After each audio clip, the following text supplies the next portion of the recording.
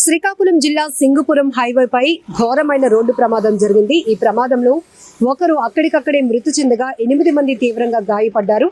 క్షతగాత్రులను హుటాహుటిన స్థానిక హాస్పిటల్కి అయితే హైవే పెట్రోలింగ్ పోలీసులు తరలించారు.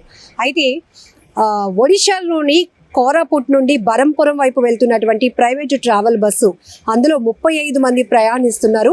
ఈ బస్సు ముందు వెళ్తున్నటువంటి లారీని బలంగా ఢీకొట్టడంతో ఆ బస్సులో ప్రయాణిస్తున్నటువంటి 8 మందికి తీవ్రమైనటువంటి గాయాలయ్యాయి. హైవే పెట్రోలింగ్ పోలీసులు సంఘటనా స్థలానికి చేరుకొని రెస్క్యూ చేసి బస్సు ఫ్రంట్ భాగం అంతా కూడా పూర్తిగా నుజ్జునుజ్జైంది.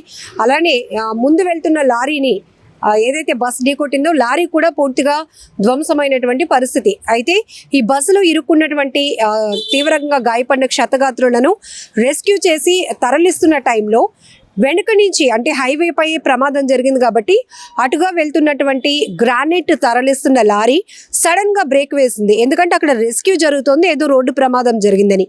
ఈ గ్రానైట్తో వెళ్తున్న లారీ ఏదైతే ఉందో, లారీ డ్రైవర్ సడన్ బ్రేక్ వేయటంతో ఆ లారీపై ఉన్నటువంటి గ్రానైట్, పెద్ద పెద్ద గ్రానైట్ రాళ్ళు వచ్చి అదే లారీ పైన డ్రైవర్ క్యాబిన్ పైన పడటంతో పూర్తిగా నుజ్జునుజ్జైంది. అందులో ఆ డ్రైవర్ అయితే అక్కడికక్కడే ప్రాణాలు విడిచాడు.